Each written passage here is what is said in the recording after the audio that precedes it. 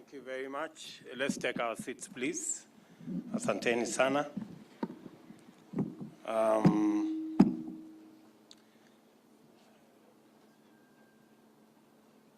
First,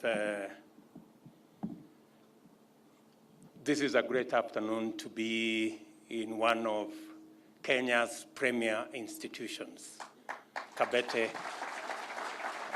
Technical. As has been said by Mwalimu here, I am a great believer in Tibet. And we have overseen the growth of Tibet from about 90,000 students in 2013 to close to 500,000 students now. That is a phenomenal growth. And I am very happy to be in Kabete Technical and Mwalimu and Mheshimiwa. I want to assure you that when you are celebrating 100 years, I will be here.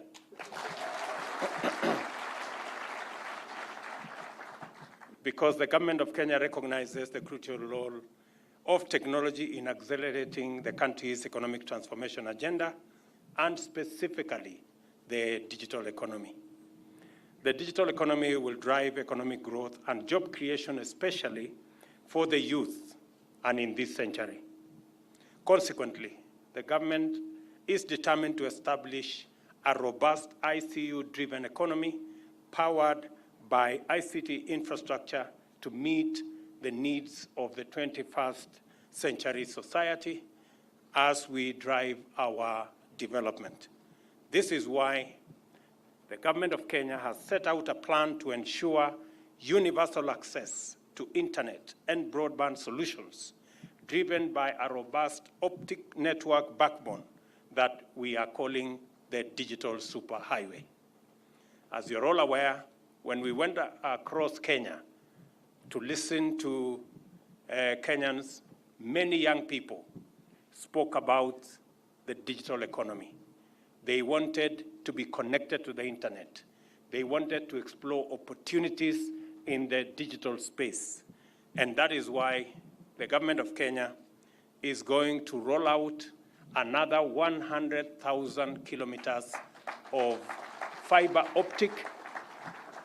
We want to make sure that every shopping center, and we have about 29,000 of them across the country, will be on internet and will have a hotspot. We want to make sure that all our schools, about 27,000 of them across Kenya, will be on internet. And we also want to make sure that every home, and we have 8.5 million homes that today are connected to electricity. We also want to lay our fiber network on the Kenya Power transmission lines. So we want 8.5 million homes that are connected to electricity to equally be connected to the internet. And that is the reason why we are rolling out that program, so that we can give more young people the opportunity to explore opportunities in the digital space and the digital economy, to have access to the internet, and also to make sure that bundles are cheaper, and therefore more Kenyans can access that space. We are committed to enhancing the last mile connectivity. That's what I just said. That's the last mile connectivity. And we will deliberately put in place strategies to facilitate access to low-cost internet-ready devices to enable more Kenyans to participate in the digital economy. I want to thank Concert City for what they are doing to our Tibets. I am informed that 20,000 gadgets and computers will be made available to all our 240 almost Tibets across Kenya. That will give students in our Tibet institutions the opportunity to interact with the internet and to learn as they work and as they train, so that we can bring them on board the digital economy. When I saw what I see behind me here, many people were wondering what was this whole story about the wheelbarrow. As you can see, we have digital wheelbarrows right here. And that is the connection between the superhighway, the wheelbarrow story, and the digital wheelbarrow you see behind here. In addition, the government has invested in the establishment of Konza City, of course, Africa's Silicon Savannah, and I am very proud of what is going on in the smart city, the science park, and the innovation hub that Konza has become, and which, in our estimation, we project that it is going to contribute 2% of our country's GDP once it is rolled out in full. The bulk of online work is created by companies based in large or the largest economies of the world, but most of the work is done by people living in developing countries in Asia, in Africa, and in Eastern Europe. Already, thousands of Kenyans are working online, as you have heard from the two great Kenyans who spoke here earlier. There are approximately 40,000 Kenyans registered on Upwork, the leading freelance platform. In 2014 survey, Kenya ranked 10th overall on a list of countries providing online workers, and #1 in Africa. The digitization of government services and departments, especially at the judiciary, has also created lots of viable micro work, data entry, transcriptions, and other work in the tech space for online workers.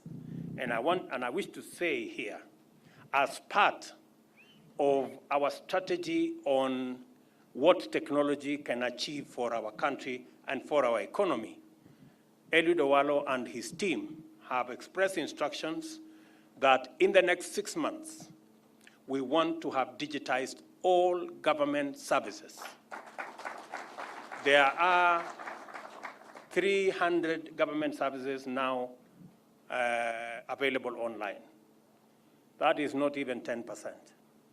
But in 6 months, we are going to engage the tech community, the people in the digital space, to work with us as we digitize the 5,000 or so government services, and we have given ourselves a timeline of 6 months, and I am very confident that it is going to happen, because the digital economy has the potential to enhance productivity, expand incomes, and improve the socio-economic well-being of all our people.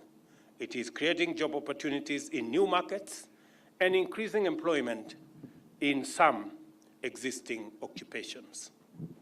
Africa's youth need the digital skills, access to technology, and markets that are essential to thrive on an increasingly digitized global economy.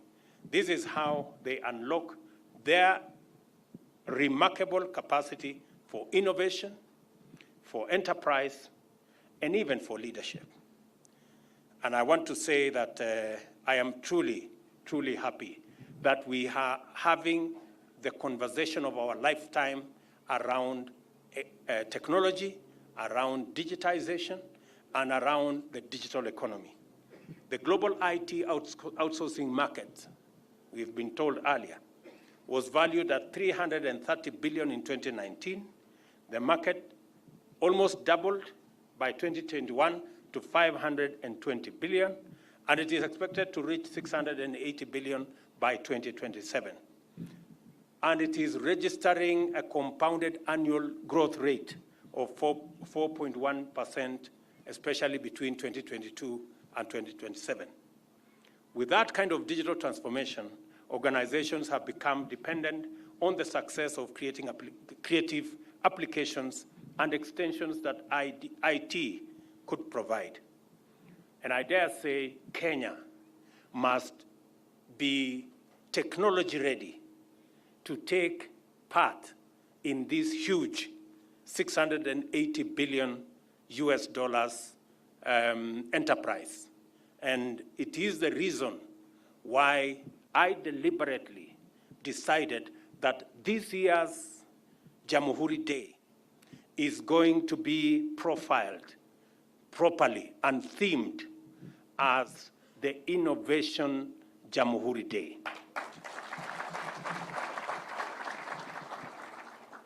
And I have, instead of inviting the usual people who we invite, I have decided that I am going to invite our technology leaders worldwide, from Facebook, from Google, so that we can share with them and they can share with us the opportunities that exist in a world that is increasingly becoming a digital world.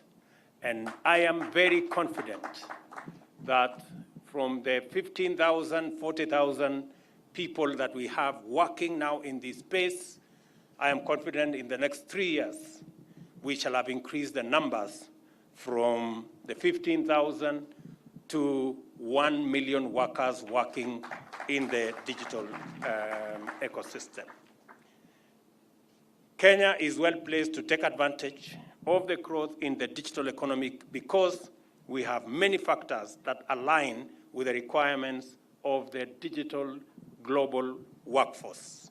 These include a very youthful population, an educated nation, and we have over 800,000 young people completing high school every year, and an emerging robust internet connectivity at 80%, with 48%, with approximately 47 million mobile subscribers. That is not the case in many parts of the world. We are one of the most tech-savvy and internet-ready countries anywhere in the world. Our training institution produce very well-skilled and creative youth ready to take up digital opportunities every year. A case in point is Kabete Technical Training College, and over 1 million young people enter the labor market every year. The youth population in Kenya is a national asset. They have the necessary resources and skills to drive economic growth. They have the ability, the energy, and the knowledge to make a difference to the socio-economic trajectory of our nation. What they require from government and the private sector is an enabling environment that maximizes their assets, agency, access to services, and opportunities. The Ministry of ICT and the whole of government approach is fashioned to make sure that we tap into this new opportunity. Added onto the Ajira story and all the programs, including the one we are launching around now, the main goal of this Jitume program is to empower over 1 million youth to become reasonable income earners in the next 3 to 5 years. And I want to say that the government of Kenya is going to be mobilized in all ways to make sure that this program succeed. Jitume program seeks to complement and build on the success made by the existing digital enablement program, commonly known as Ajira Digital and Kenya Youth Empowerment Program, by targeting the key challenges raised above: connectivity, DeFi's access, skills and opportunity, in a program that will target Kenyan youth, starting with the TVET sector and the innovation ecosystems in the country.